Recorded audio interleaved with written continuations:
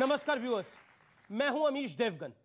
एक दौर था जब पूरे भारतवर्ष का नारा था अंग्रेजों भारत छोड़ो, लेकिन मैं आज कहता हूं कि कट्टर था भारत छोड़ो, क्योंकि कुछ लोग इस देश में तालिबानी कट्टरता का जहर घोल रहे हैं। बंगाल में 8 लोगों को पहले तड़पाया गया और फिर उन्हें जिंदा जला दिया गया, जिनमें 2 मासूम बच्चे भी शामिल थे। वो कंकाल देखकर रूह कांप जाए। एक और कट्टर सोच है जो शरिया को संविधान से ऊपर रख रही है।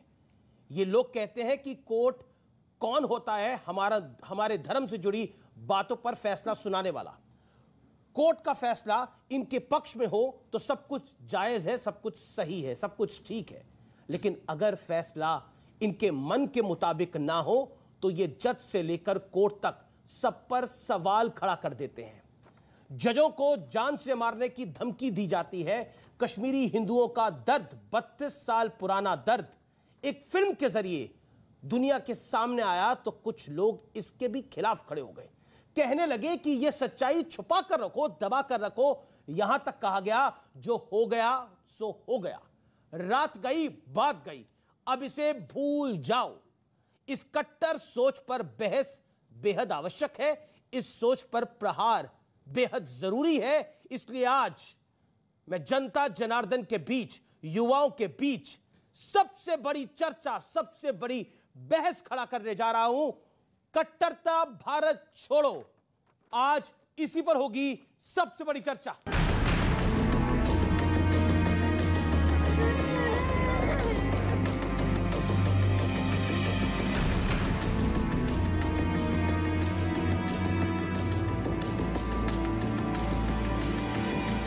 कट्टरता किसी भी लोकतंत्र के लिए दीमक की तरह होती है। परेशान करने वाली बात यह है कि हिंदुस्तान में अब कट्टर सोच सारी हदें और दायरे पार कर रही है। यूपी के कुशीनगर में बीजेपी कार्यकर्ता बाबर की हत्या कर दी गई। परिवार का आरोप है कि बीजेपी की जीत की खुशी मनाने का बदला उससे लिया गया। बीजेपी को दिले के इत्थी से सक जरूरत रहना कहता ना कुछ साइकिल पे उठ देवे के, कहीं हम साइकिल पे उठ ना देवे, हम बीजेपी की ओर से बीजेपी को उठ देवे। वो एक जलन से नारा लगाई और तो मिठाई उठाई बटनी जलन से अब तो हमला बनो खोज जब पटक पटक के मारना कुछ सब मिला। और बस जब से घर में जब बागनी घर में थे को कोठा पर चढ़ी, कोठा पर मार के उठा के जब बाबर को मार डाला जाता है, लेकिन प्ले कार्ड गैंग, असहिष्णु गैंग, अवार्ड वापसी गैंग, मोमबत्ती गैंग सब खामोश है। क्या बाबर की जान की कोई कीमत नहीं थी? सीधे मॉनिटरिंग इस प्रकरण की योगी जी कर रहे हैं और अधिकारियों को स्पष्ट निर्देश है और जो भी दोषी हैं वो सलाखों के पीछे होने चाहिए। उधर कर्नाटक में हिजाब के खिलाफ कोर्ट का फैसला आया तो जजों को धमकियां मिलने लगी। उन्हें वाई कैटेगरी की सुरक्षा देनी पड़ी। बंगाल में तो हाय तौबा मची है। टीएमसी नेता की हत्या के बाद बीरभूम में महिलाओं और बच्चों समेत कई लोगों को जिंदा जला दिया गया। इसी मुद्दे पर विधानसभा में जमकर झड़प हुई। उधर टीएमसी विधायक नरेश चक्रवर्ती ने लोगों को बीजेपी को समर्थन न देने की खुलेआम धमकी दी है। कट्टर बीजेपी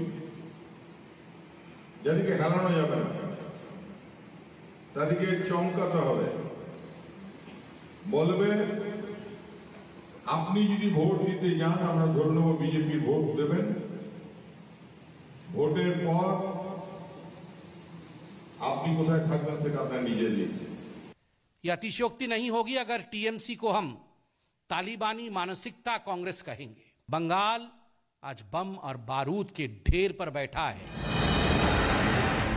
अब जरा सोचिए, 32 साल बाद कश्मीरी पंडितों का दर्द दुनिया के सामने आया तो इसे भी हिंदू मुस्लिम वाले तराजू में तौला जाने लगा, जबकि फिल्म कट्टरता और जिहादी सोच पर चोट करती है।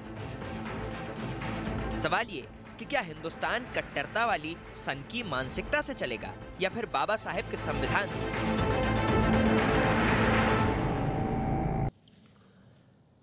तो आज इस कट्टर सोच पर सबसे बड़ी बहस होगी। मेरे साथ युवा हैं जो अपने दिल की बात रखेंगे, अपनी बात रखेंगे। मेरे साथ स्टूडियोज में मौजूद हैं शिवम त्यागी, जाने माने राजनीतिक विश्लेषक हैं, जोरदार तालियों से स्वागत करिए।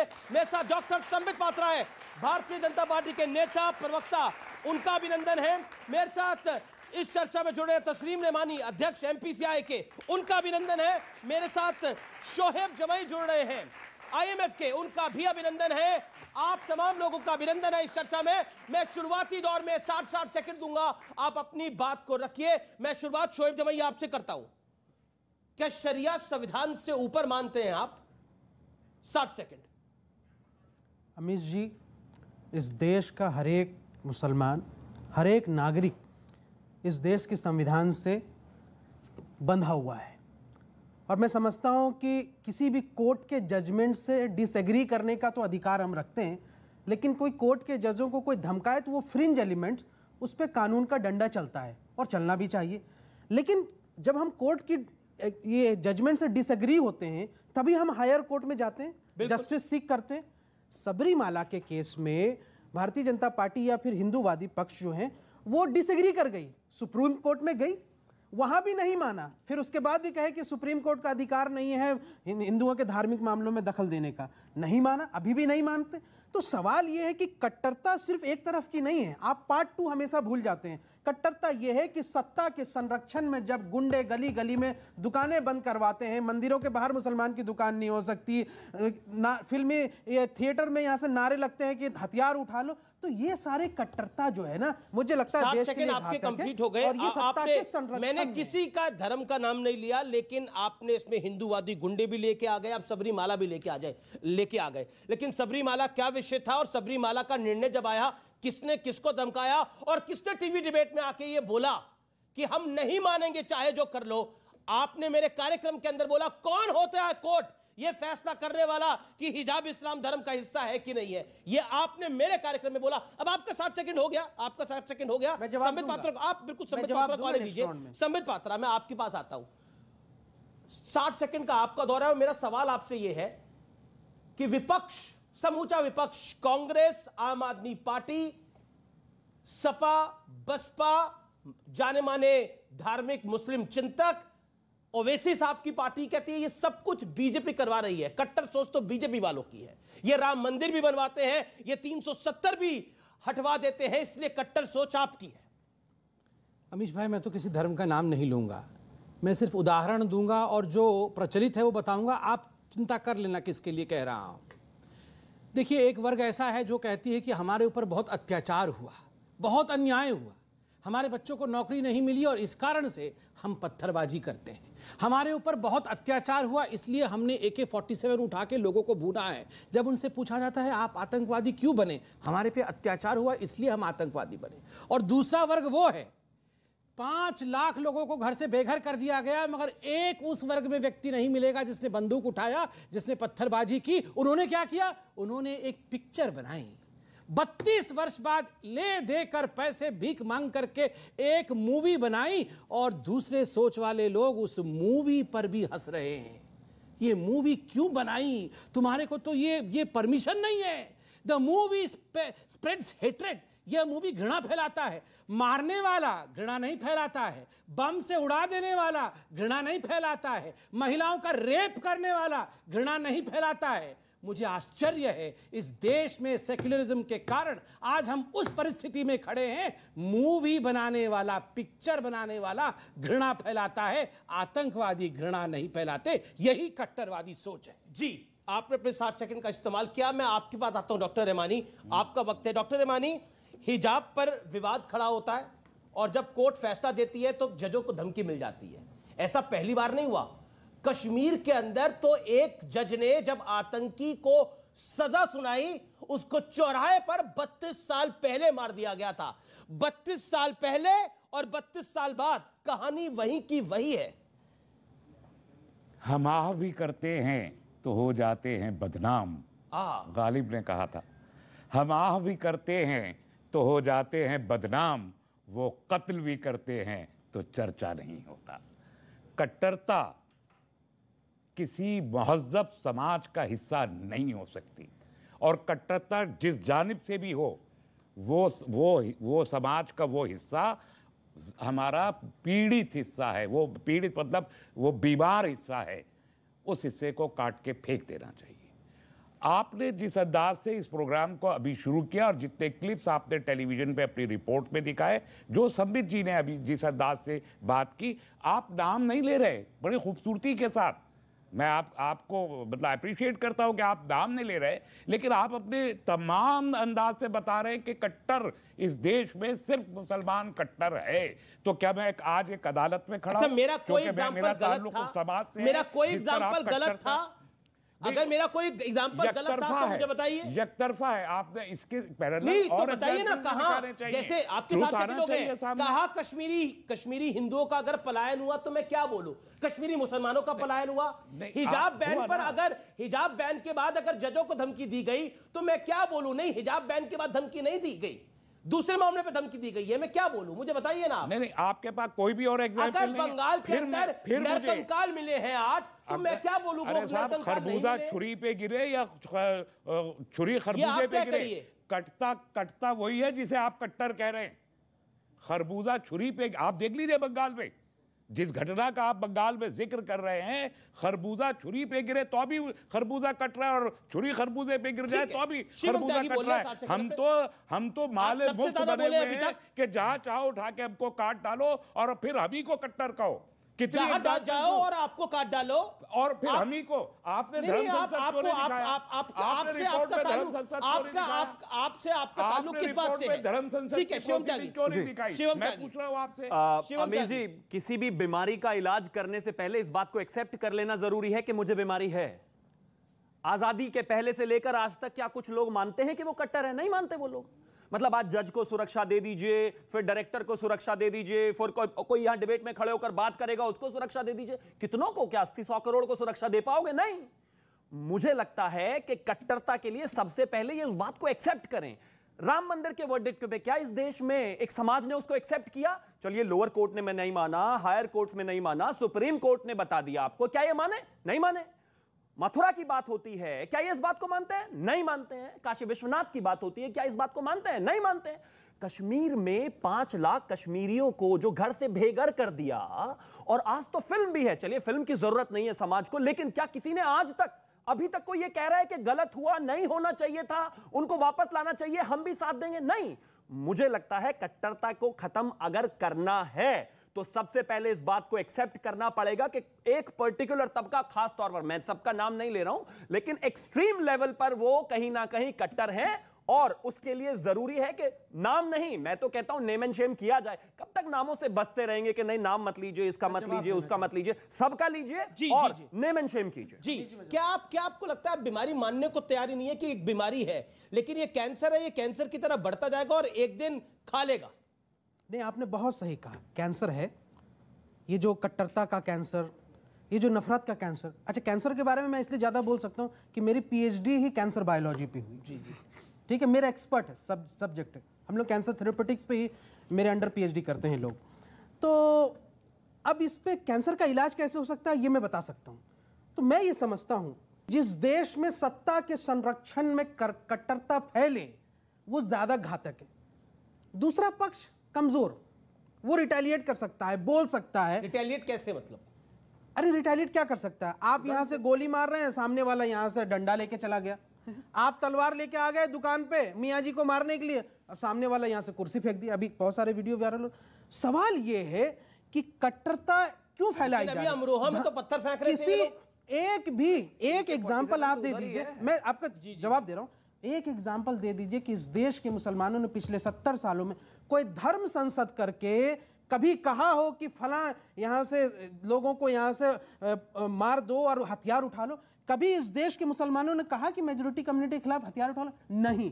किसी देश के बड़े यहां से ऐसे संगठन नहीं है जिसने ये कहा। लेकिन हाँ, हुआ इस देश कार्रवाई हुई और किसी ने उनका संरक्षण नहीं किया। ये लेकिन लगातार हो रहा है। कश्मीर के अंदर, इस देश में लगातार हो रहा है। वहाबी सोच के कारण कश्मीरी हिंदुओं को विस्थापित करना पड़ा है। मैं 10 सेकंड, अब आपने बोला। अच्छा ठीक है, 10 सेकंड में अपनी बातों के।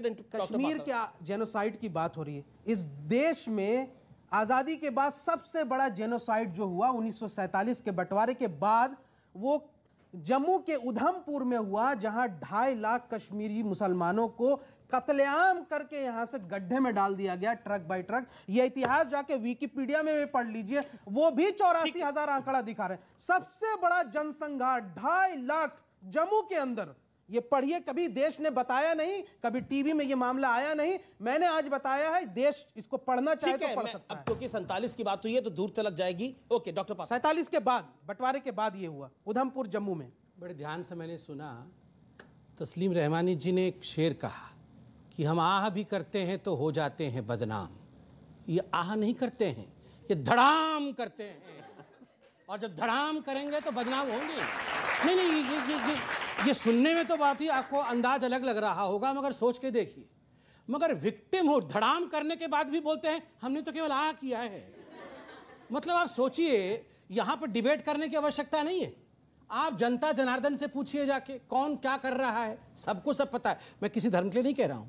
इस्लाम और इस्लामिस्ट फंडामेंटलिज्म में पार्थक्यता है, भिन्नता है। इस्लाम एक धर्म है, सभी धर्म का सम्मान होना चाहिए। हमारे पार्टी का बिल्कुल स्पष्ट मत है, सबका साथ, सबका विश्वास, सबका विकास। मगर फंडामेंटलिज्म, इस्लामिक फंडामेंटल, ये संग करते हैं। बीजेपी सत्ता जिसका संरक्षण है, सीरिया में बीजेपी, मोदी जी ने संरक्षण दिया था। आप बताइए, मोदी जी, अरे करो करो करो, फोड़ो बम, ये मोदी जी कर रहे थे सीरिया में जाके। ये सब तालिबान में जो हो रहा था, ये अमित शाह जी जाके संरक्षण दे रहे थे। आप देख रहे थे तालिबान में क्या। और मुझे तकलीफ इस बात की है अमित जी कि आपके शो में बैठकर यहां मौजूद लोगों ने कहा था इस जो हमारे सरकार है इससे अच्छे तो तालिबानी हैं, हम तालिबानों का समर्थन भी करते हैं, लोगों ने कहा था, आपके शो में कहा था। आप याद करिए, जजों को मारने की बात। सिर्फ इन लोगों ने नहीं कहा था, मेंबर ऑफ पार्लियामेंट ने बोला था, समाजवादी पार्टी के मेंबर ऑफ पार्लियामेंट ने भी कहा, इन्होंने भी कहा, तथाकथित बुद्धिजीवियों ने भी कहा। और तो और आप यहां जजों को वाई कैटेगरी, Z+ कैटेगरी सुरक्षा देने की बात कर रहे हैं। आपने यहां पर अभी साउथ के मंदिरों के बारे में भी बात की। आप बता दीजिए कौन से हिंदू विषय में कोई जजमेंट दिया गया हो और किसी जज को प्रोटेक्शन देने की आवश्यकता पड़ी हो? नहीं पड़ी है। मगर JNU के अंदर सारे ऑपोजिशन मौजूद थे। नारा क्या था?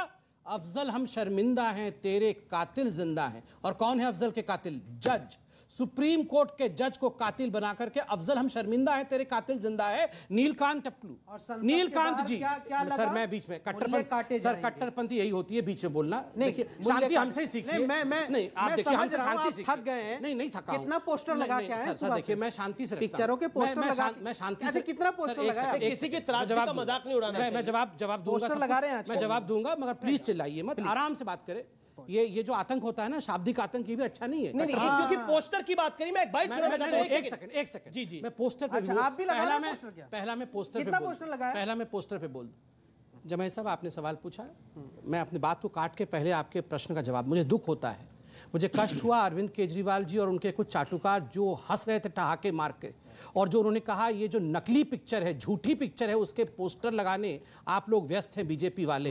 पहले तो अरविंद केजरीवाल और उनके गुर्गे जो हैं ये माफी मांगे।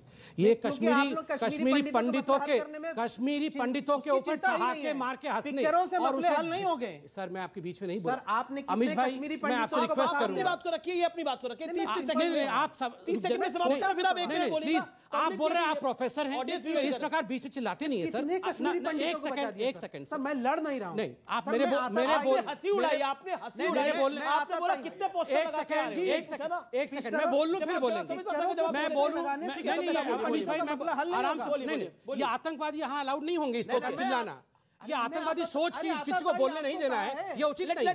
मैं बोल दूं, फिर आप बोलिएगा। मैं कहाँ आपको रोक रहा हूँ। देखिए अमीश भाई, सिर्फ इतना कह रहा हूँ, चलिए हमने कश्मीर फाइल्स के पोस्टर लगा लिए, कम से कम अरविंद केजरीवाल जी, आपने अपने काउंसलर को कहा था हिंदुओं को मारने के लिए छतों के ऊपर पेट्रोल बम रखो। इमरान हुसैन, क्या कौन सा हुसैन है वो जो जेल के अंदर? ताहिर हुसैन। वो ताहिर हुसैन के छत के ऊपर हिंदुओं को मारने के लिए अरविंद केजरीवाल जी, आप और आपके गुर्गों ने बम रखवाए थे, हिंदुओं का कत्लेआम करवाया। कम से कम हमने पोस्टर लगाए हैं सच्चे विषयों में। मारने के लिए बम नहीं फेंका है इनके तरह छतों के ऊपर। पोस्टर लगाए, मैं बता, छतों के ऊपर से बम नहीं फेंके। और इनकी हिम्मत, ये कश्मीरी पंडितों के ऊपर हंसी मजाक करें, इनकी हिम्मत लगाए। ये इस देश में रह करके यहाँ पर हिंदुओं के खिलाफ मजाक बसाया। मजाक उड़ाने का विषय क्या है, एक बताइए। मैंने कश्मीरी हिंदुओं के साथ इतनी बड़ी त्रासदी हुई, आर्य गिरजा टिक्कू का गैंग रेप करके उसको आर्य के बीच में काट दिया गया। अरे भाई, मुझे सब पता है। क्या पता है आपको? हमें पता है, इनको कैंसर का ट्रीटमेंट पता है, सब कुछ। ये पिक्चर से पहले भगवान था। बिल्कुल हम इस पिक्चर से पहले भी हमें पता है, इनसे पूछिए, सब कुछ पता है कि भाई तुम बाकी पोस्टर लगा रहे हो, ये बताओ कितने कश्मीरी पंडितों को बसाए वहाँ, कितनी कॉलोनियां, रिड्रेशल आपके होते हुए बसाएंगे कहां से? आप तो उड़ा देंगे फिर से। डिस्ट्रेस सेल का क्या हुआ? आप यहाँ से जी जी जी, अब मैं ऑडियंस के पास चलता हूँ। बना के आप लोग, आप में से कौन सवाल पूछा जाता है? पोस्टर लगा, हाथ खड़ा करो और सवाल पूछिए। पोस्टर लगा रहे हो, क्या सवाल है आपका? सर मैं सबसे पहले सवाल आपसे पूछना चाहता हूँ, आपने अभी ये बोला कि हमने कभी भी धर्म संसद करके किसी भी स्पेसिफिक कम्युनिटी के खिलाफ कोई भी गलत बात नहीं बोली है, तो ये बताइए सोनू निगम के खिलाफ फतवा क्यों जारी किया गया? क्या सिर्फ इस वजह से क्योंकि उसने बोल दिया था कि अजान की स्पीकर से मेरी नींद खुल जाती है? और देवबंद धर्म संसद नहीं था रे, नहीं था ना, एक दो लुखे लफंगे समाज से उठ के आते हैं, बयान दे देते हैं, चैनल उसको बड़ा बना, किसी नहीं देवबंद ने नो एनी इस्लामिक सेमिनरीज, लेकिन ये कश्मीरी पंडितों को मारने का फतवा कहां से आया था? जब मस्जिदों से बोला गया था कि तुम कश्मीरी हिंदुओं तुम चले जाओ अपनी औरतों को छोड़कर, ये किसने बोला गया था? ये नापाक पाकिस्तान से आया था। अगर कश्मीर में रहना है तो अल्लाह अकबर कह रहा होगा, तेरा मेरा रिश्ता क्या, ला इलाहा इल्लल्लाह। ये मस्जिदों से नारे निकले और उन मस्जिदों से नारे निकलने के बाद धर्म संसद करने की जरूरत नहीं पड़ी। कश्मीरी पंडितों को नापाक पाकिस्तान से आया था ये फतवा, जहां मोदी जी बिरयानी खाने गए थे, शिवम त्यागी, एक सेकंड, वहीं से आया था ये फतवा। देखिए, अब सबसे पहले तो मैं एक चीज कहना चाहता हूं कि इस देश में जितनी भी इस तरह की त्रासदियां हुई हैं उनके पोस्टर हर एक राष्ट्रवादी को लगाने ही चाहिए। मैं तो कहता हूं 84 के भी लगाइए, 47 के भी लगाइए। और ये कह रहे हैं कि मतलब धर्म संसद नहीं होती, अरे धर्म संसद की जरूरत ही नहीं है। अगर कोई हिंदू या फिर आपके बारे में जरा सा बोल दे, आप उसका गला काट देते हो सीधा जाकर। जरूरत क्या है? धर्म संसद तो तब जरूरत होगी ना। आप आए दिन फतवे देते हो इस देश में, कैसी बातें करते हैं? कितने फतवे बताऊं मैं आपको, बताइए कितनों के गले काटे आपने? जी, होता क्या मतलब इस तरफ? वो तो आप ही बताएंगे ना, होता तो आप ही, मैं तो देता नहीं। एक सेकंड, सवाल। अरे मेरा पॉइंट ये है कि अभी सर ने कहा कि मतलब फिल्में दिखाने से या फिर मूवीज बनाने से कोई भी बात बाहर नहीं आती है। एक बात बताइए, जब तक मूवी नहीं थी तो बात बाहर क्यों नहीं आई? अगर मूवी बनाने से बात बाहर नहीं आती है तो मूवी नहीं आ रही थी, उससे पहले से भी कश्मीरी पंडितों के मुद्दे पे हम लोग चर्चा कर रहे थे, रिड्रेशल कमीशन की चर्चा कर रहे थे। और पर जनता जनार्दन के बीच से आज हम कर रहे हैं बड़ी चर्चा। तस्लीम मानी, ये तो आप लाख कोशिश कर लीजिए, लेकिन ये देश बदल रहा है। ये देश बदल रहा है जहां पर एक कश्मीरी पंडितों के ऊपर फिल्म बनती है, उसके साथ कई ब्लॉकबस्टर फिल्में आती हैं बड़े बड़े डायरेक्टर प्रोड्यूसर्स की, लेकिन वो नहीं चलती। ये देश बदल रहा है, ये देश बदल रहा है, लेकिन उस बदले हुए देश को आप स्वीकार नहीं कर रहे। पॉइंट ये है, आपको लगता है वही 1980 वाला भारत, आपको लगता है वही 1947 वाला भारत होना चाहिए। नए भारत के अंदर आप बर्दाश्त क्यों नहीं कर पा रहे? योगी आदित्यनाथ दोबारा सीएम बन गए तो अमरोहा में पत्थर चल गए। देखिए, आपने एतराफ किया और ये अच्छी बात है कि आपने एतराफ किया, और इसके कुछ एविडेंसेस मैं और देता हूं कैसे बदला देश। 2014 मई के महीने में जब मोदी जी ने शपथ ग्रहण किया, अभी तो योगी जी के बाद आया नहीं, तो एक स्टेटमेंट आया, बीजेपी वाले भूल जाएंगे, रहमानी साहब आप नहीं भूलेंगे, 14 मई 2014। ऐसा क्यों? आप मुझे जवाब देने की इजाजत देंगे? मैं तो खामोशी खड़ा हूं। जी बोलिए। तब एक स्टेटमेंट आया कि 800 साल के बाद हिंदुओं की सरकार आई है, विश्व हिंदू परिषद के उस वक्त के आजहानी सदर अशोक सिंघल जी का। तथागत रॉय हैं जो गवर्नर थे त्रिपुरा के, उन्होंने कहा कि हिंदू राष्ट्र बनाना है तो इस देश में खून के दरिया से गुजरना पड़ेगा। ये तब्दीली आई। जिस आप दिल्ली रॉइड्स की बात कर रहे हैं, उन दिल्ली रॉइड से पहले हमारे एक मंत्री महोदय जो सेंटर में बैठे हुए हैं, उन्होंने ये फरमाया कि देश के गद्दारों को गोली मारो सालों को। गोया पुलिस और डिपार्टमेंट है ही नहीं, अब बीजेपी के लोग गोली मारने का काम करेंगे। देश बदल रहा है, इसमें कोई दो राय नहीं है। और आप चाहते, और आज जो प्रोग्राम आप कर रहे हैं इसके जरिए आप बताना चाह रहे हैं कि हिंदुस्तान के उन लोगों को जिन्हें आप कट्टर कह रहे हैं, उन्हें अपने आप को सेकंड क्लास सिटीजनशिप अपनी कबूल कर लेनी चाहिए। आप एक्चुअली ये कहना चाहते हैं कि जो इक्वालिटी ऑफ सिटीजनरी है इस कंट्री में वो खत्म हो जानी चाहिए, और मेजॉरिटी कम्युनिटी को बड़ा हो जाना चाहिए, और माइनॉरिटी कम्युनिटी को एक सेकंड क्लास सिटीजनशिप और उसके voting right and all those thing उनको हाशिए रास्ते पे, मार्जिन पे जाके खड़ा हो जाना चाहिए और इसके लिए हमको कबूल कर लेना चाहिए कि ये डबल इंजन की सरकार, ये मोदी की सरकार, ये अमित शाह जी की सरकार, ये योगी की सरकार आ गई है, भारत बदल गया है। अब तुम वो 80 वाले नहीं हो, अब तुम वो सेकुलर नहीं हो, अब यहाँ हम आके बैठे हैं जो सरकार वो कॉन्स्टिट्यूशन ऑफ इंडिया को बदल बोला 2014 से पहले भारत सेकुलर था। मंत्रियों ने कहा कि सेकुलर भारत के अंदर, उस सेकुलर भारत के अंदर कि हम कॉन्स्टिट्यूशन ऑफ इंडिया को बदल ले आए, 2014 से पहले वाला सेकुलर इंडिया चाहिए, नया इंडिया। ये पॉइंट रखा गया 2014 से पहले। आपको 2014 से पहले वाला इंडिया बेहतर लगता था? पब्लिक कह रही रूल इज रूल है। अगर आप हिजाब पहन के जा रहे हो तो फिर स्कूल का मतलब ही क्या हुआ? वहाँ पे आप सेक्युलरिज्म सिखा रहे हो ना कि कोई है नहीं। सेक्युलरिज्म है बेटा, स्कूल में भी गायत्री मंत्र पढ़ते हैं ना सब लोग। सेक्युलरिज्म का सर भारतीय कॉन्स्टिट्यूशन में लिखा गया है कि गायत्री मंत्र, एक बार सुनिए नहीं सोहेब जमाई जी, जब तक हम जीवित रहेंगे स्कूल में गायत्री मंत्र चलेगा। ये धमकाना बंद कर दीजिए। धमकाना नहीं, बिल्कुल धमकाना बंद कर दीजिए। गायत्री मंत्र कोई हिंदू नहीं है, तो फिर पहले बता दें, गायत्री मंत्र कोई हिंदू नहीं है, गायत्री मंत्र हिंदुस्तान है, तो रिलीजन गायत्री मंत्र हिंदुस्तान है। ये धमकाइए मत गायत्री मंत्र। ना बिल्कुल इसको सुन लीजिए। एक सेकंड और हमारा हिजाब गलत। अमीश भाई, ये हमारा गायत्री मंत्र नहीं है, ये हम सबका गायत्री मंत्र, ये रिलीजन, ये देश का गायत्री मंत्र है, इस धरती का गायत्री मंत्र है, ये हिंदुस्तान का गायत्री मंत्र। हम गायत्री मंत्र लेके मारते नहीं, हम बम नहीं फेंकते हैं। ये अल्लाह अकबर बोल के बम फेंकते हैं। किसने गायत्री मंत्र बोल के बम फेंका? एक उदाहरण दिखाइए। ये तय नहीं करेंगे। ठीक है, मैं सभी धर्मों का एहतराम करता हूं, मगर इन्होंने कहा कि गायत्री मंत्र कट्टरता है। मैं बता दूं, मैंने किसी व्यक्ति को पूरे विश्व में नहीं देखा है जो गायत्री मंत्र बोलते हुए किसी की हत्या करता हो या बम फेंकता हो। एक सेकंड अमीश भाई, एक सेकंड इन्होंने कहा, इन्होंने कहा, अरे अमीश भाई बीच में क्या होता है? अमीश भाई मैंने ये कहा कि सारे देश को गायत्री मंत्र गाना होगा। मैं आपको मौका दूंगा, ऐसा उचित नहीं। देखिए, जब इन्होंने कहा गायत्री मंत्र गाना स्कूल में कट्टरता है, तो मैं कह दूं, मैंने किसी को विश्व में नहीं देखा है कि गायत्री मंत्र बोल के किसी को मारता हो, गला काटता हो या बम फेंकता हो। मगर मैंने ऑपोजिट जरूर, मैंने जरूर ऑपोजिट सुना हो। जमाई साहब ने कहा कि ये गायत्री मंत्र गवाते हैं स्कूल में। मैं बता दूं, गायत्री मंत्र कोई हिंदू नहीं है, ये हिंदुस्तान का अंश है। कल को ये कहेंगे हिंदुस्तान नाम से हिंदू भी हटा दो, कल को ये कहेंगे हिंदुस्तान नाम से हिंदू हटा दो। हटा देंगे आप? ये क्या हटा देंगे आप? और नहीं अमीश भाई प्लीज अलाउ करो, बहुत दिल को दुखने वाला विषय है। नहीं, ये बड़ा विषय है, ये बड़ा, प्लीज मैं जवाब देता हूं। हिजाब के लिए कोर्ट ने कहा है, ये संबित पात्रा और हम कौन होते हैं? जब देश के कोर्ट ने कहा है कि ये इस्लाम में, हाई कोर्ट ने कहा है इस्लाम का एसेंशियल फीचर नहीं। मैं जिन्ना की वो तस्वीर दिखाऊंगा जिसमें वो मुस्लिम ऑल महिला कॉलेज में जाते हैं, एक भी महिला वहां हिजाब के साथ बैठी नहीं है जिन्ना के समय। उस समय हिजाब जरूरी नहीं था, अब इनको हिजाब की आवश्यकता है। और कि हम हिजाब, हम 100 साल पीछे जा रहे हैं। हिजाब पहनी महिला के अंदर, इराक के अंदर भी नहीं था। हिजाब पहनी महिला अगर मोदी जी की आरती करे तब ठीक करे ना, किसने मना करा?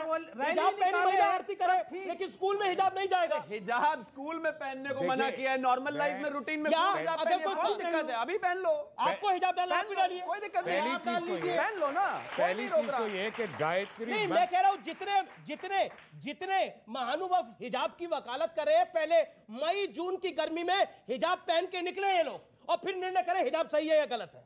देखिए, पहली चीज तो ये कि जो कट्टरता की बात है, गायत्री मंत्र कट्टर नहीं है जी, लेकिन वो लोग जो ये कहें कि गायत्री मंत्र हिंदुस्तान में हर शख्स को गाना होगा क्योंकि भारत का है, तो फिर ये कट्टर। किसने कहा हर शख्स को गाना होगा? नहीं, इन्होंने कहा स्कूल में नहीं, बंद होना चाहिए। मैंने कहा स्कूल में होगा, मैंने कहा स्कूल का प्रार्थना नहीं, आपने कहा स्कूल से प्रार्थना हट जानी चाहिए। मैं अभी कहता हूँ स्कूल से प्रार्थना नहीं हटेगी। क्यों हटेगी स्कूल से प्रार्थना? क्यों हटेगी स्कूल से प्रार्थना? कल को आप कहेंगे स्कूल में नमाज पढ़ना शुरू हो गया है। वैसे कर्नाटक के कई स्कूल में आपने नमाज पढ़ना शुरू कर दिया है, बहुत जमाने से, बहुत अच्छी बात है। 21वीं सदी में जहां भ्रूण हत्या, महिलाओं की सुरक्षा, शिक्षा उसकी बात होती है, उनको आगे बढ़ाने की बात होती है, ये आज भी उनको अपना गुलाम बनाकर रखना चाहते हैं। हिजाब और कुछ नहीं है, अभी तक तो सिर्फ उतना ही है। अब आगे इन्होंने कहा कि ये भारतीय जनता पार्टी हिंदू राष्ट्र बनाना चाहती है। मुझे 10-30 सेकंड दीजिएगा अमीश जी। सांस्कृतिक तौर पर आप इंडिपेंडेंट हैं। हाँ, सांस्कृतिक तौर पर हिंद महासागर से लेकर हिमालय तक आने वाली धरती हिंदू राष्ट्र है। मेरा नाम शिवम त्यागी है, मेरे पिता का नाम राकेश त्यागी है, उनके पिता का नाम राम नारायण त्यागी है।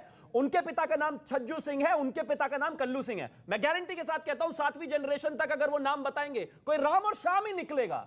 इतनी परेशानी क्यों है अपने पूर्वजों को एक्सेप्ट करने में? और कोई किसी को प्रेशर तो नहीं दे रहा कि आप अपनी पूजा पद्धति बदल दीजिए। आपकी बात का जवाब।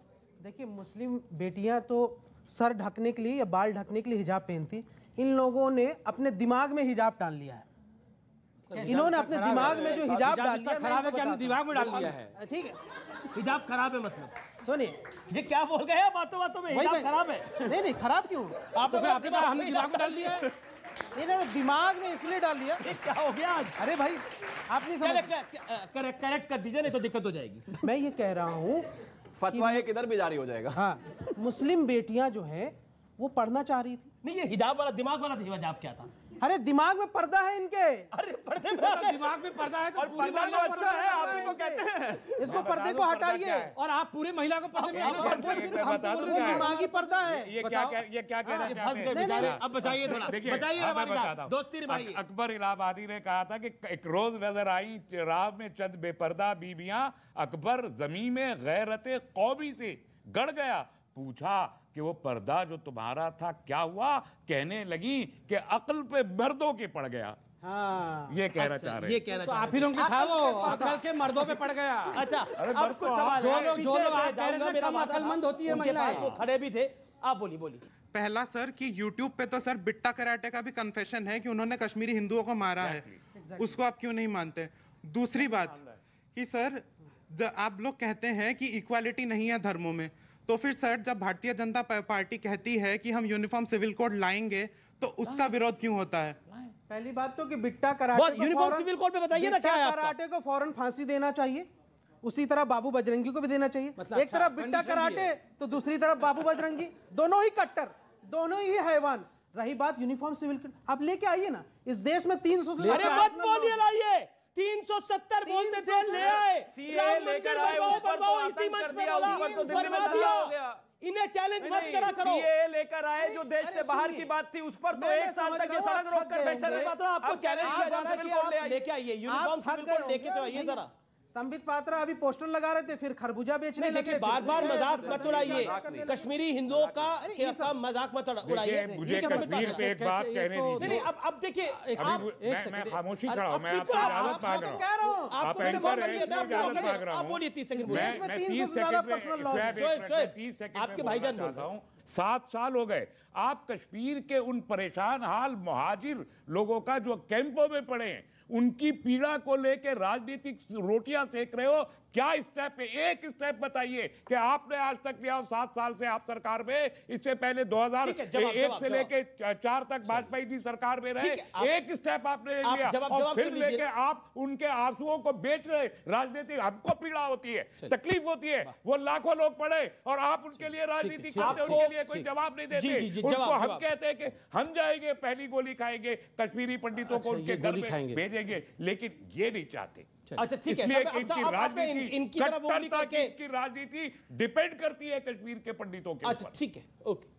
संबित पात्रा जवाब देखिए, ये सवाल हमसे कई बार कोई बात नहीं, इनको बोलने दीजिए, मैं शांति से जवाब देता हूँ। कई बार ये सवाल पूछा जाता है कि कश्मीरी हिंदुओं को आप तुरंत यहाँ से रवाना करिए और बसा दीजिए कश्मीर। अमीश भाई, केवल एक चारदीवारी बना करके कुछ गैस सिलेंडर, चूल्हा, डाइनिंग टेबल, फ्रिज रख देने से घर नहीं बनता है। घर सुरक्षा से होता है। मैं आपको 2 कहानी बताता हूँ, वाकया, फैक्ट्स, जो इस मूवी में भी दिखाया गया है। गिरिजा टिक्कू जो महिला है, वो कश्मीर यूनिवर्सिटी में नौकरी करती थी। वो एक लैब असिस्टेंट थी कश्मीर यूनिवर्सिटी में। जब ये माहौल बिगड़ा तो वो जम्मू चली गई। जो उसकी सबसे बेस्ट फ्रेंड थी, उसकी नेबर थी, और वो एक मुस्लिम थी। उसने फ़ोन किया कि बहन गिरजा, हम तो बेस्ट फ्रेंड है, अब माहौल ठीक हो गया, तुम जल्दी आ जाओ मेरे घर में, मैंने तुम्हारा सैलरी ले लिया है, आके तुम सैलरी लेके चले जाओ, तुम्हारे घर अच्छे से पलेंगे। वो अपनी बेस्ट फ्रेंड पे विश्वास करके आ गई। बेस्ट फ्रेंड ने मिलिटेंट्स को अपने घर में, आतंकवादियों को छुपा कर रखा था। गिरिजा टिक्कू को वहीं अगवा कर लिया गया, आरी से 2 भाग में काटा गया। काटने से पहले उनको रेप किया गया और फिर गैंग रेप करने के बाद 2 भागों में काट करके गिरिजा को फेंका गया। वो जो इंजीनियर बालकृष्ण गंजू, ये सच्ची कहानी, प्लीज मैं जब बोलने साल पहले और अब सुनना भी नहीं चाहते। ऑब्जेक्ट करता हूं, मुझे कंप्लीट करने दिया जाए। मुझे तारीख कंप्लीट बताते करने दिया जाए। रहेंगे, आप अमीश हिस्ट्री भाई आप कोट कंट्रोल करते करिए। रहेंगे, आप सॉल्यूशन की बात नहीं करेंगे। नहीं कहते हैं जो इतिहास हल क्या से है? सीखता नहीं है, वो क्या इतिहास हाल है? पहले आप एक्सेप्ट तो कर लीजिए, इतिहास बाद में सुन लीजिए। एक सेकंड बोलने का अधिकार है, बोलने का सुरक्षा सुन लीजिए ना, सुरक्षा का माहौल कैसे है? सर ऑडियंस भी बोल रही है, आप लोग अपने आप खड़े हो जाइए और बोलिए बोलने के लिए। संबित जी को आप अपनी बात को रखिए, लेट हिम स्पीक। देखिए मैं किसी के बीच में चिल्लाता नहीं हूँ, शांति से सुन लीजिए, इसी का डिबेट हो रहा है। आपने अभी इंजीनियर साहब का नाम लिया, बालकृष्ण गंजू, बीके गंजू जी। बीके गंजू जी जब आतंकवादी उनके घर के बाहर आ गए, उनका नाम हिट लिस्ट में था, तो उनकी पत्नी ने कहा जल्दी जाके ना तुम वो कनस्तर है चावल का उसमें छुप जाओ, नहीं तो मार डालेंगे। तो वो दौड़ के जाके चावल के कनस्तर में छुप जाते हैं। उनके जो सबसे बेस्ट फ्रेंड होते हैं, उनके नेबर होते हैं, वो कश्मीरी मुस्लिम थे। उन्होंने देख लिया तो उन्होंने आतंकवादियों का कनस्तर में गोली मारो, कनस्तर पे गोली मारा और वो मर गए। देखो एक सेकंड अमीश भाई, अगर मैं कश्मीर चला भी जाऊं, मैं कश्मीरी पंडित में चला भी जाऊं, मेरे घर के बगल में अगर रहमानी जी रहते होंगे और अगर वो आतंकवादियों को बोल दे कि यहां छुपा है पात्रा मार डालो, तो मेरा घर ये चारदीवारी को मैं क्या करूंगा? अगर इस क्या सोल्यूशन है? सोल्यूशन मानसिकता बदलिए, आप मानसिकता बदलिए, आप कट्टरपंथी को हटाइए, आप आतंकवादी मत बनिए, सोल्यूशन हो जाएगा। आप बुरहान वानी की आरती उतारते हैं। मैं बताता हूं, आपने बोला सोल्यूशन। देखिए हर डिबेट में ये बात होती है, शिवम संबेद, शोएब अवैधी, तस्लीम रहमानी और ऑडियंस आप करेंगे। एक सेकंड, लेट मी स्पीक। मेरे कार्यक्रम में मुझे तो बोलने दीजिए। अच्छा ठीक है, कैसे आप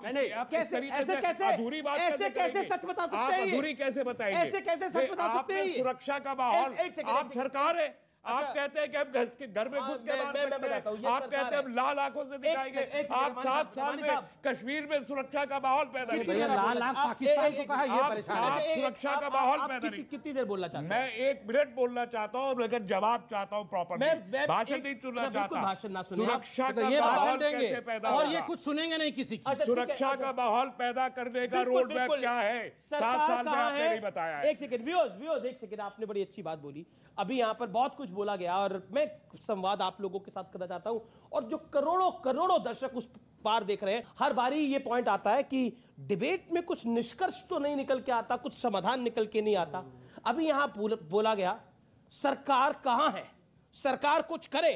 जब सरकार हिजाब पे कुछ करे तो भड़काओ आप, सरकार कुछ करे। जब सुप्रीम कोर्ट राम मंदिर बना दे तो भड़काओ आप, सरकार कुछ करे। जब सरकार सीए ला दे तो बोलो कि मुसलमानों की नागरिकता जा रही है, लेकिन एक मुसलमान की नागरिकता नहीं जा रही, वैसे की वैसी सलामत है, भड़काओ आप, लेकिन सरकार कुछ करे।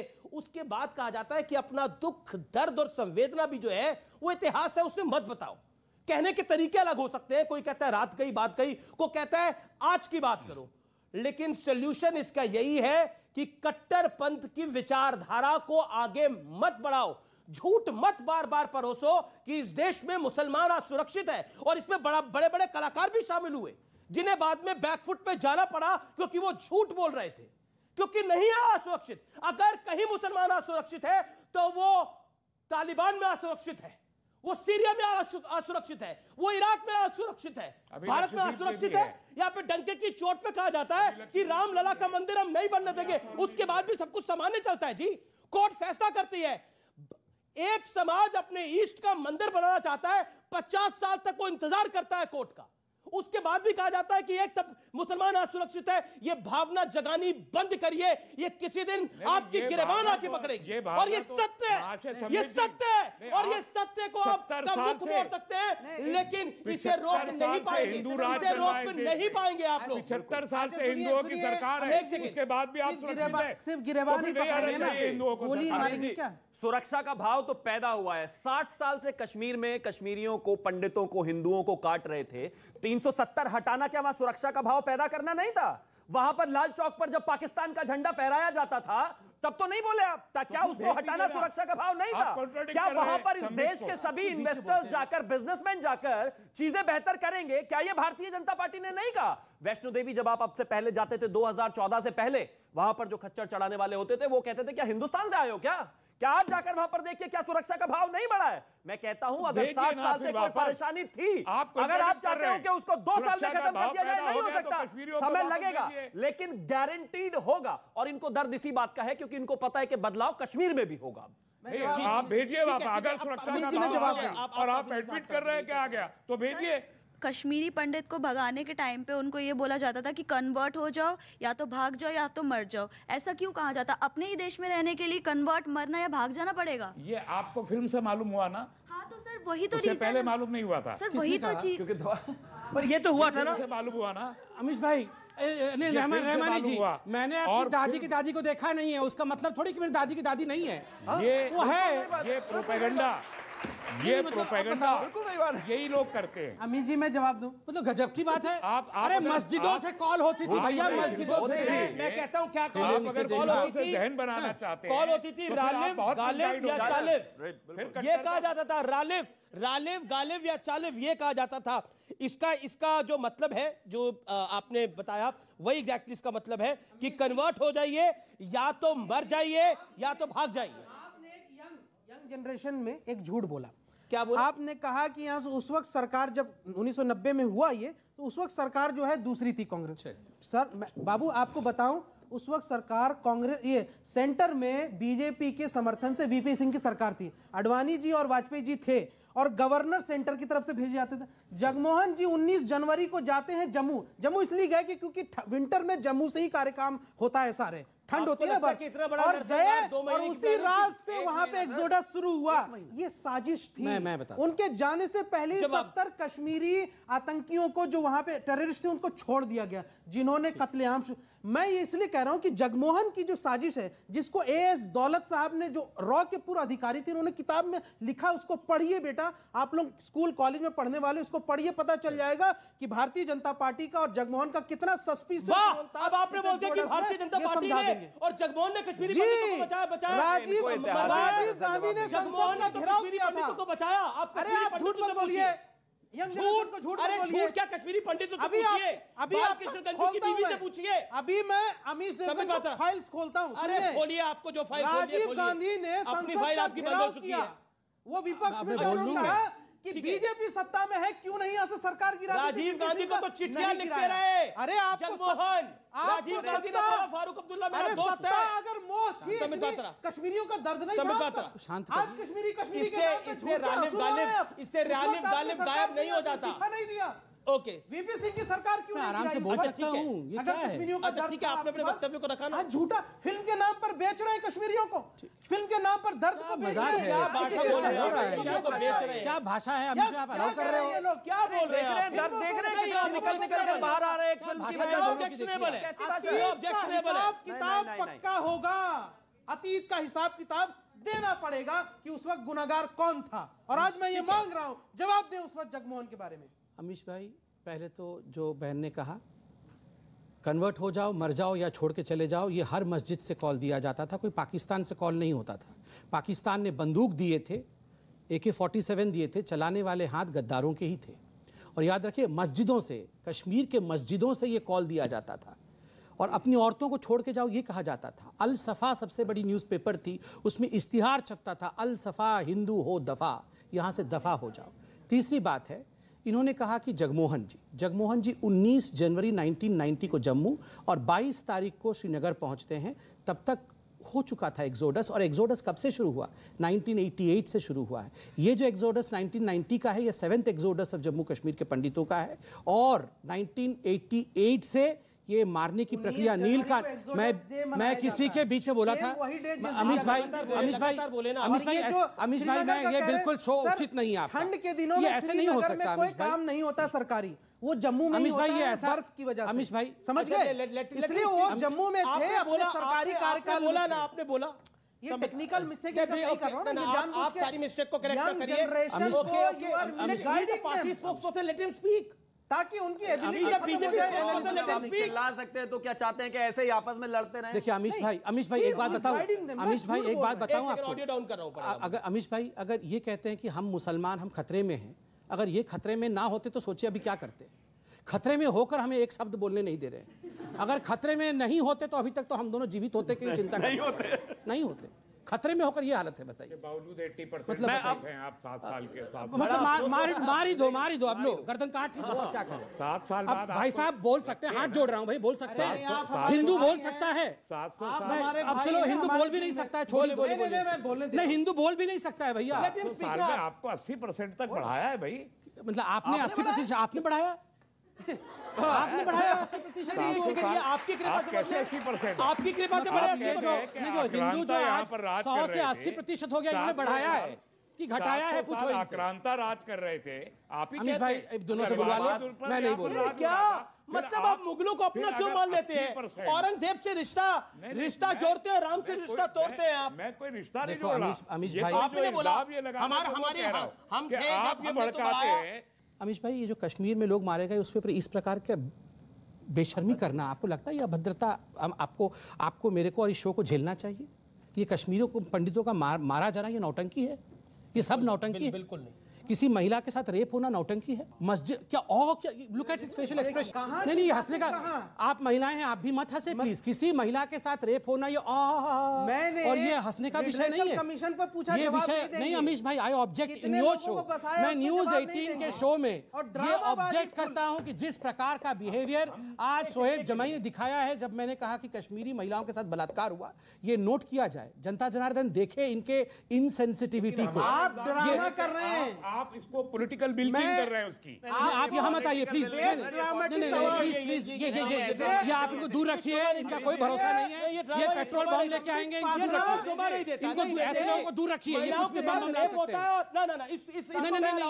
फट जाएंगे, आपके घर में भी होगी। प्लीज नहीं आप दूर रहिए, आप दूर रहिए, आप दूर रहिए, आप दूर रहिए, आप दूर रहिए, दूर रहिए। नॉट अबाउट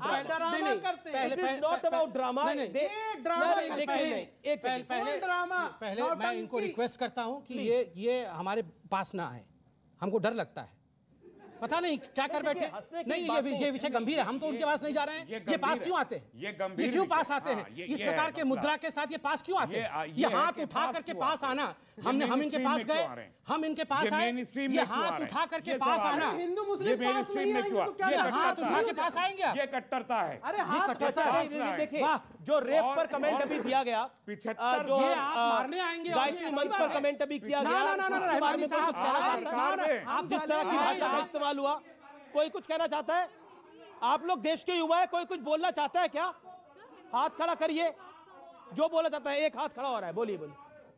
एक सेकेंड बोलिए, क्या पॉइंट है आपका? सर जिस हिसाब से हिजाब कंट्रोवर्सी को इतना बढ़ाया चढ़ाया जा रहा है, अगर वही हम गर्ल्स या वुमेन सिक्योरिटी के लिया जाए तो अभी तक जो साल में गैंग रेप की केस आ रहे हैं वो कम हो जाते शायद। बहुत बढ़िया सवाल है। और ये बहुत जिस तरह से हिजाब की कंट्रोवर्सी को बढ़ाया गया और जिस तरह से हिजाब को मुद्दा बनाया गया, अगर उसकी जगह महिला सिक्योरिटी विषय होता तो ज्यादा अच्छा होता। ये ज्यादा महत्वपूर्ण है। और आपने आप शोएब भाई आप यहाँ पर गिरजा टिक्कू के साथ जो हुआ, वहां पे कश्मीरी महिलाओं के साथ जो हुआ, उसको लेकर आप जिस तरह की मुद्राएं अपना रहे थे, ये वाकई बहुत गलत था। It is objectionable. गलत इंटरप्रिटेशन है। आपने कश्मीरी फाइल को ड्रामा और नौटंकी कहा, इसके लिए आपको माफी मांगनी चाहिए कश्मीरियों से। महिलाओं के साथ बलात्कार हुआ, आप कहता है ये नौटंकी है? कौन कहता है ये नौटंकी है? अरे शर्म आनी चाहिए। कश्मीरी पंडित का शर्म आनी चाहिए। नहीं देखिए जो लोग कश्मीरी पंडितों की इस त्रासदी की हंसी उड़ा रहे हैं, देश की जनता उन्हें जवाब देगी। मेरा एक क्वेश्चन है कि बॉलीवुड में मुस्लिम मुल्क के ऊपर my name is Khan movie बनी है, न्यूयॉर्क मूवी बनी है, हैदर, बहुत सारी मूवीज बनी है, लेकिन जब हमने कुछ नहीं करा तो एक कश्मीर फाइल जो मूवी बनी है, इसमें हमारी कश्मीर पंडित के बारे में जब बात हो रही है तो तुम्हें क्यों प्रॉब्लम हो रही है? वो इसलिए क्योंकि सच्चाई निकल कर बाहर आ रही है ना, वो इसलिए क्योंकि चरित्र सामने आ रहा है, वो इसलिए क्योंकि किस तरह की बातें कर रहे हैं। अरे जो अपने घर की महिलाओं को दबाकर रखना चाहते हैं, वो दूसरों को कहां बाहर निकलने देंगे? मैंने एक सवाल पूछा तो सर ने बोला कि आपको जब फिल्म आई है उसके बाद पता चला, जब तक फिल्म नहीं आई थी तब तक ये मुद्दा क्यों नहीं उठाया गया? फिल्म आने के बाद ही क्यों उठाया गया? अरे वो आपसे पूछ रही है, ये सवाल आपके पास जवाब नहीं है तो हमने हमेशा उठाया। कहाँ हमने ये उठा रहे सर? अभी आपने ही बोला सर, कहाँ उठाया सर? अभी आपने ही बोला कि पंडितों का मुद्दा भारतीय जनता पार्टी एकमात्र ऐसी पार्टी है जिसने लगातार उठाया और लगातार बोला गया। और जो बार बार इन्होंने कहा ना सरकार की बात, 1986 में अनंतनाग में एक 1986 में अनंतनाग में दंगा हुआ था, इन्होंने कुछ नहीं किया राजीव जी के सामने। जगमोहन जी ने राजीव गांधी को चिट्ठियां लिखी 10 से ज्यादा। बाकी को जो नहीं बोले वो बोले। ठीक है, फाइनल वर्ड, क्योंकि सरकार से बड़े सारे सवाल हुए। Sambit Patra, final word, 30 second. Kashmiri files movie में आप सबने देखा होगा, मुझे लगता है आपने देखा है। उसमें पुष्कर जी जो अनुपम खेर थे वो हमेशा एक लिस्ट लेके चलते थे, एक प्रोटेस्ट का। क्या था? आर्टिकल 370 हटाओ, आर्टिकल 370 हटाओ। देखो, इन्होंने कहा हमने कुछ नहीं किया। जो कश्मीरी पंडित के प्रॉब्लम का मेन जड़ था अनुच्छेद 370, उसको मोदी जी ने हटाया। इन लोगों ने कहा खून की नदियां बहेंगी। ये वही दो लोग हैं जिन्होंने कहा था अनुच्छेद 370 को छू के देखो हिंदुस्तान टूट जाएगा, और ये सोहेब जमाई ने कहा था कि कोई भी तिरंगा तक नहीं उठाएगा, और रहमानी साहब कहते थे खून की नदियां बहेंगी। जिनके साथ आप सरकार में थे, आप नहीं थे। चलिए, मुझे इस कार्यक्रम को यही समाप्त करना होगा, मेरा समय यहाँ पर समाप्त हो चुका है। लेकिन ये चर्चा वाकई बड़ी महत्वपूर्ण है। कट्टरता तभी भारत को छोड़ेगी जब मानसिकता उससे बाहर होगी। जब हम ये नहीं मानने को तैयार है कि हिजाब अब पहनना स्कूल के अंदर, बाहर आप डालिए, अब गैर कानूनी है क्योंकि कोर्ट ने बोल दिया है, तो उसको मानना पड़ेगा। राम मंदिर अगर बन रहा है तो उसको एक्सेप्ट करना पड़ेगा। 370 अगर हट रही है तो बोलना पड़ेगा कि भारत सरकार का प्रोगेटिव है, हटा रही है। सीए अगर कानून आ रहा है, उसमें किसी की नागरिकता नहीं जा रही है, उस पर झूठ और भ्रम नहीं फैलाना होगा। आप पूछते हैं ना, किसी डिबेट में सॉल्यूशन नहीं निकलता। सॉल्यूशन यही है कि आप झूठ बोलना बंद कर दें, और कुल मिलाकर उसके बिना आपका काम नहीं चल पाएगा।